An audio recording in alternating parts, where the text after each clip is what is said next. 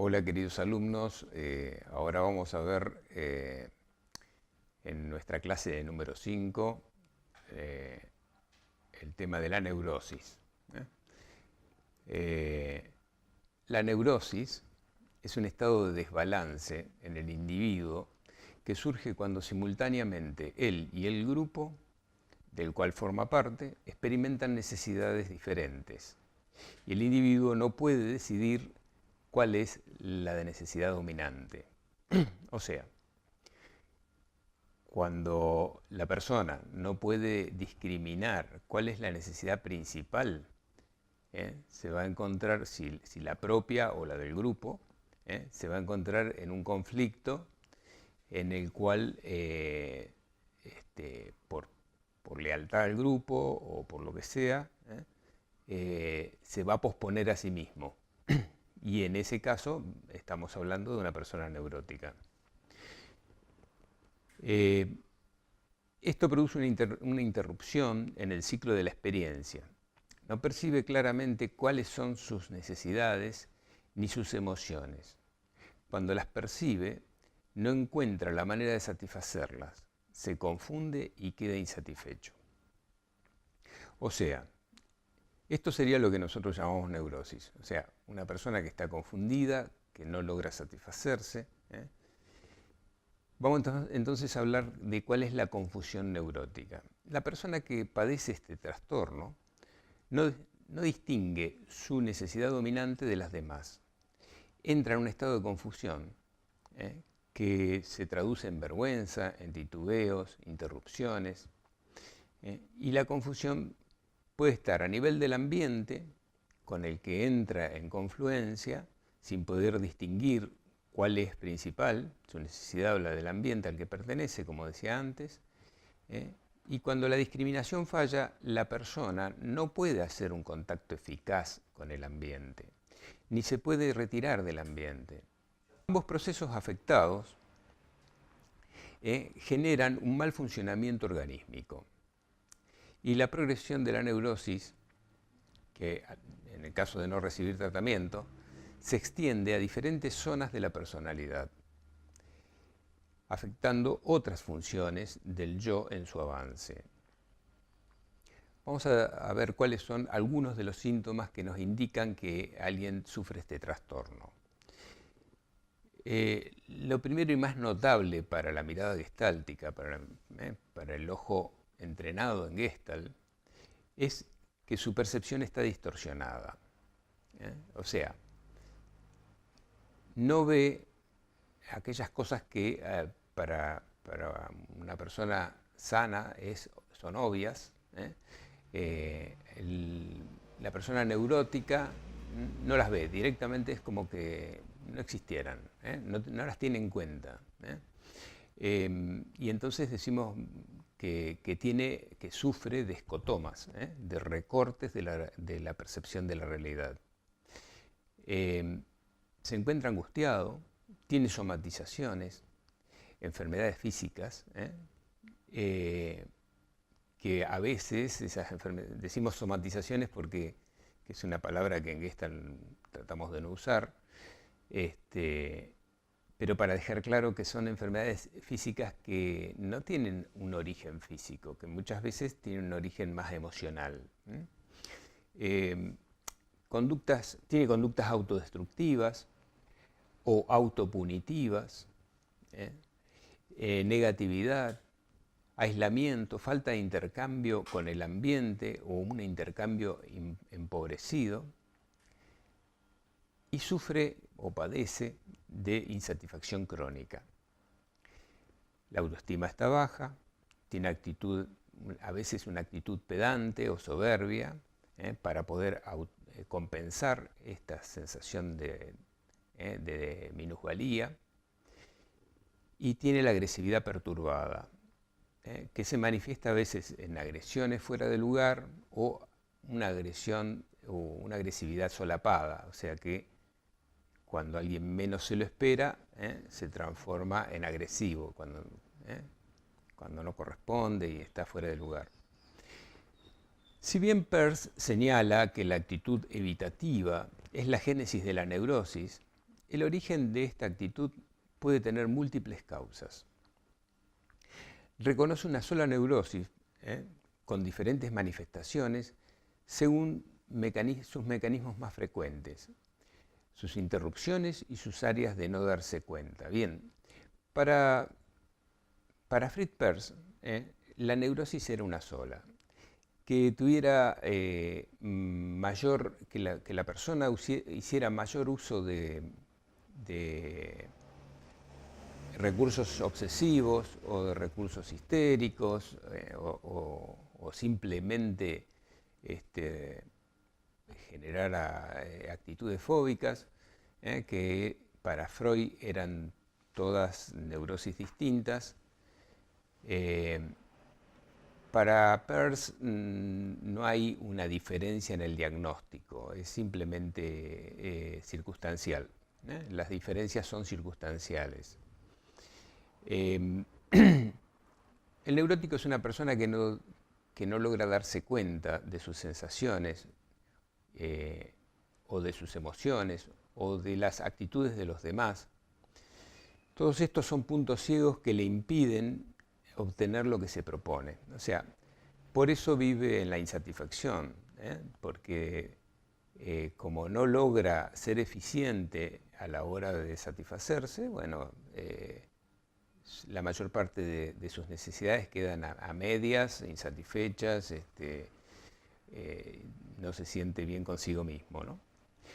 El darse cuenta y el no darse cuenta son procesos organísmicos y podemos observar las áreas en que la persona se da cuenta y en las áreas en las que no se da cuenta. O sea, la mirada gestáltica no toma el concepto del inconsciente como Freud. Reconoce lo inconsciente en aquello de lo que el sujeto no se está dando cuenta, aquí ahora, y lo toma como un escotoma, como un recorte, y dice Fritz, Frederick Perls, dice que lo inconsciente sería aquello que está en el costado de no darse cuenta. Algunas destrezas, hábitos, configuraciones de pensamiento, creencias, pasan totalmente desapercibidos para la persona que padece de neurosis. El neurótico es aquella persona sobre la cual la sociedad actúa con demasiada fuerza y su neurosis es una maniobra defensiva para evitar ser aplastado por un mundo avasallador. Trata de mantener el equilibrio de la manera que sabe y puede y lo hace con escaso éxito. O sea, el que padece de este trastorno se las arregla mal para sobrevivir, para desempeñarse en la vida, para lograr sus objetivos, y entonces su vida de insatisfacción es dolorosa, incómoda, y no se siente bien consigo mismo ni con los demás. Bien, ahora les voy a hablar un poquito de los mecanismos neuróticos. ¿Qué serían los mecanismos? Los mecanismos son como patrones más o menos fijos de conducta, que son muy frecuentes en las personas que padecen neurosis. Son como modos estereotipados de responder a la realidad o a los estímulos, ¿no? El término lo acuñó un poco Freud, tomándolo en esa época en que Freud estaba desarrollando su idea del psicoanálisis, lo toma de la mecánica, así, por eso usa el término mecanismo. Perls toma solamente 4 de estos mecanismos que había descubierto el propio Freud y dice que los mecanismos son siempre neuróticos, o sea, es coherente con la mirada gestáltica pensar que una conducta estereotipada es una conducta neurótica, ¿no? Y toma los siguientes mecanismos: la introyección, la proyección, la confluencia y la retroflexión. Ahora vamos a ver qué son cada uno de ellos. La introyección. Los introyectos son conceptos, respuestas estereotipadas, valores morales, éticos, estéticos, políticos, religiosos, que pertenecen al mundo externo y que han sido incluidos en la personalidad sin ninguna reflexión o análisis previo, para decidir si el sujeto se acuerda, si está de acuerdo, aprueba o coincide con estos conceptos. Entonces podemos pensar, bueno, en qué etapa de nuestra vida no tenemos un criterio formado como para poder discriminar aquellas cosas en las que estamos de acuerdo y en las que no estamos de acuerdo. Bueno, obviamente los introyectos, la mayoría, se incluyen en nuestra infancia y son productos de la educación. Pero eso no evita que la persona que está acostumbrada a tragarse entero las cosas siga introyectando el resto de su vida, mientras no haga algo para darse cuenta que está introyectando. La introyección es el mecanismo por el cual se adiestra a un soldado, por ejemplo. Al soldado se le obliga a que crea lo que los mandos superiores indican, y punto. Eso sería el introyecto, ¿no? Es decir, estos conceptos fueron tragados enteros, sin desmenuzar ni digerir, por lo que no fueron integrados a la personalidad, y actúan como cuerpos extraños, con operaciones propias, sin que la conciencia se dé cuenta de ello. Por lo tanto, producen reacciones y conductas de las que ésta no puede dar cuenta. Estos introyectos impiden el desarrollo de la personalidad y pueden contribuir a la alienación y desintegración de la misma al entrar en conflictos unos con otros. O sea, dos introyectos que indican exactamente lo contrario y no han sido descubiertos por la conciencia, entran en conflictos, y esto puede destruir, o sea, puede hacer que la persona entre en un estado de confusión, inclusive de grado psicótico. El sujeto termina siendo responsable de lo que hace el ambiente. En lugar de decir ellos piensan, dice yo pienso. O sea, apropiándose de algo que en realidad no le pertenece.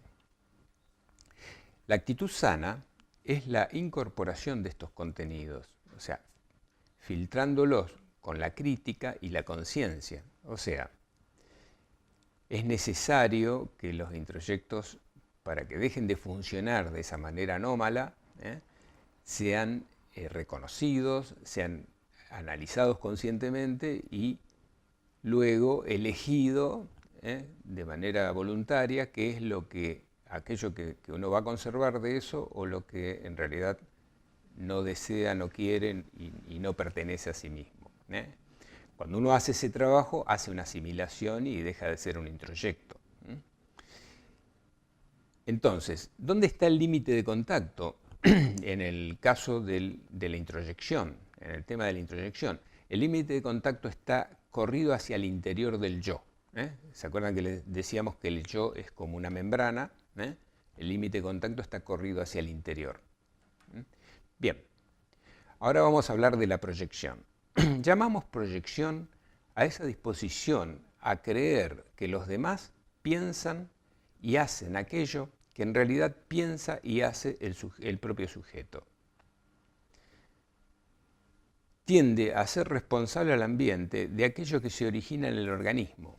Este sujeto se siente como un objeto pasivo, víctima de los demás y de las circunstancias, no pudiendo reconocer su participación activa. O sea, el proyector o la persona que está proyectando siente cosas de las cuales en realidad no se puede responsabilizar, y entonces las proyecta sobre el ambiente o sobre las demás personas. Y en ese momento se confunde, obviamente. Siente que eso que él sentía, cree que en realidad lo sienten los demás, o lo siente la otra persona. Y entonces actúa en consecuencia de lo que cree que el otro siente, o el otro piensa, o el otro espera. Y generalmente no tiene nada que ver con lo que la otra persona siente, piensa o espera. porque en realidad está relacionado consigo mismo. La proyección de un sentimiento, una actitud, un rasgo de carácter o una conducta hace que la persona crea que viene de otro, del ambiente, hacia sí mismo, ignorando que lo originó ella misma. Proyectamos principalmente lo que rechazamos en nosotros mismos. Los propios introyectos suelen provocar proyecciones debido al rechazo que generamos, obedeciendo a lo introyectado, por esos rasgos de carácter, sentimientos, pensamientos, etc. Estos son los que son proyectados. Lo explico un poquito. Muchas veces hemos introyectado que está mal determinado rasgo propio. O sea, está mal que seas avaro, por ejemplo, que seas tacaño. Y entonces esa persona que introyectó esto empieza a ver a los demás como tacaños. Cada vez que alguien hace un acto de esta índole, lo agranda, le parece demasiado obvio y flagrante, y le cae enormemente mal. O sea, se siente ofendido por el acto de la otra persona, porque de esa manera es como niega más que nada que esto es propio, digamos, o sea, que esto lo rechaza en sí mismo. En los demás les cae peor. También suele proyectarse aspectos deseados que realmente posee el propio sujeto. O sea, no solamente se proyecta lo malo, también se proyecta aquello que le parece bueno.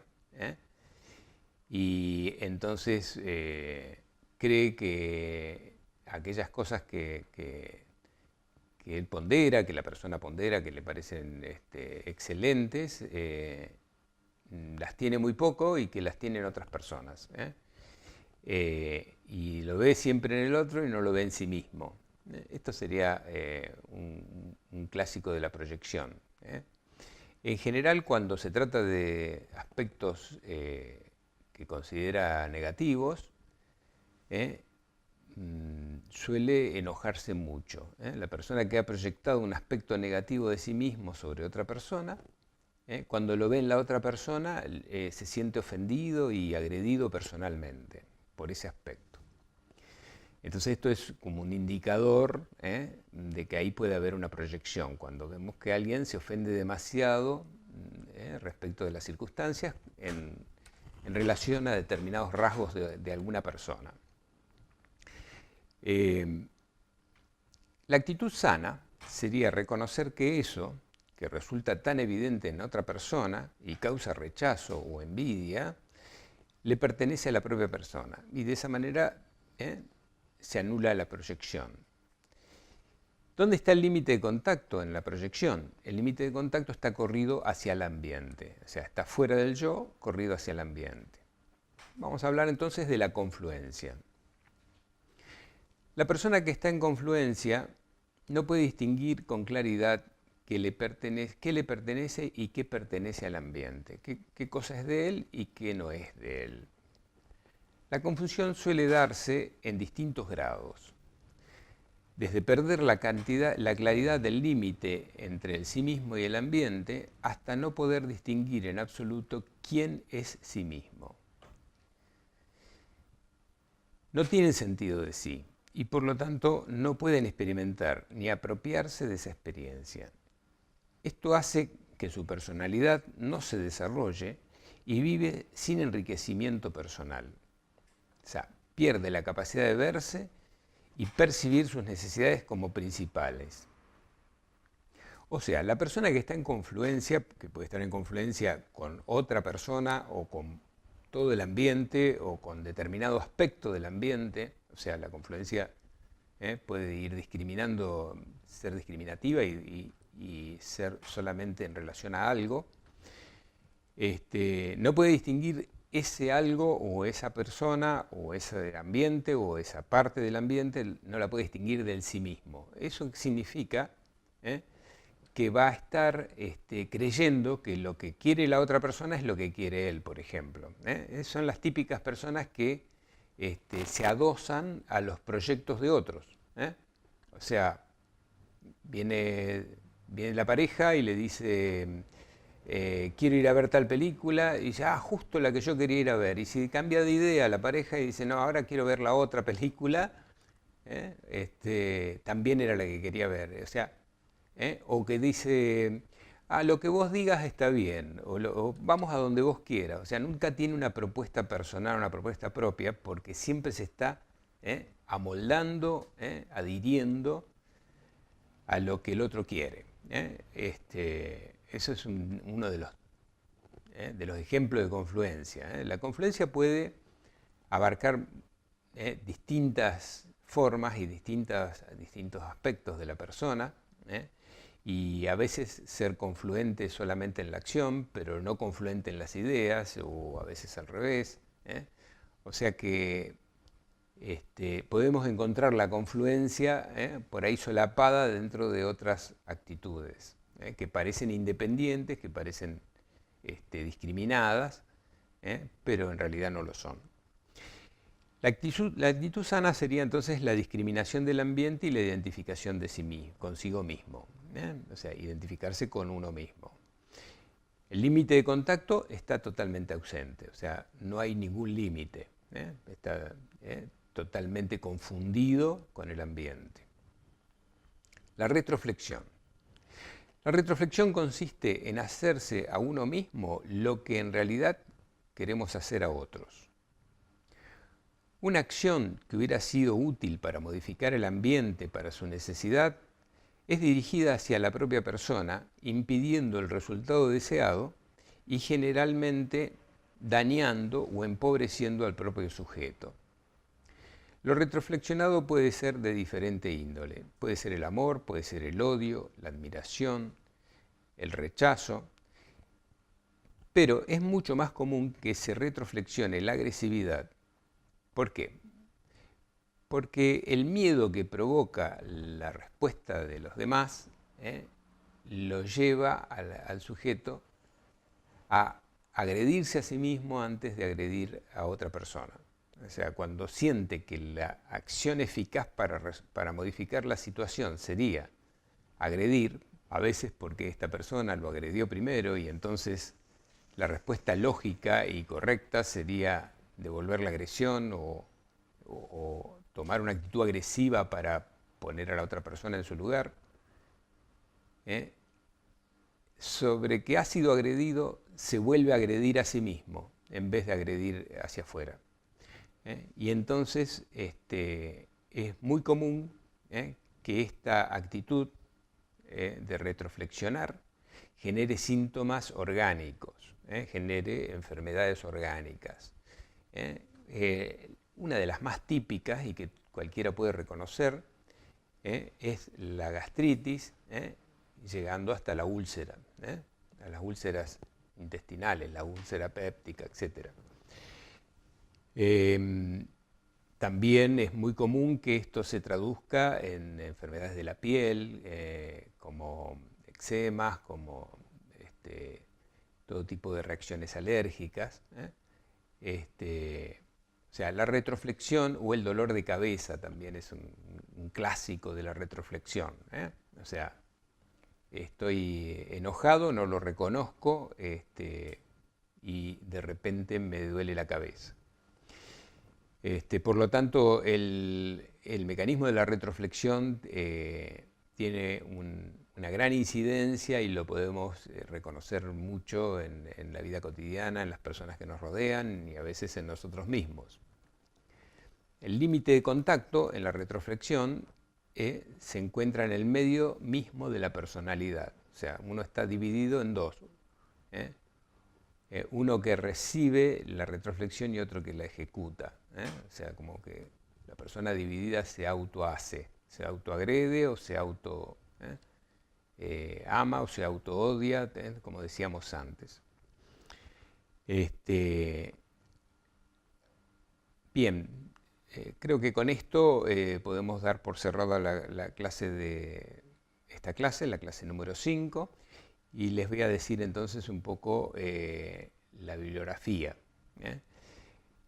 Para bibliografía de esta clase vamos a tomar el enfoque gestáltico, los capítulos 2 y 3. Y del libro Yo, hambre y agresión vamos a ver en la primera parte el capítulo 8 y en la segunda parte los capítulos 3, 5 y 10. Bueno, gracias por escucharme y hasta la próxima.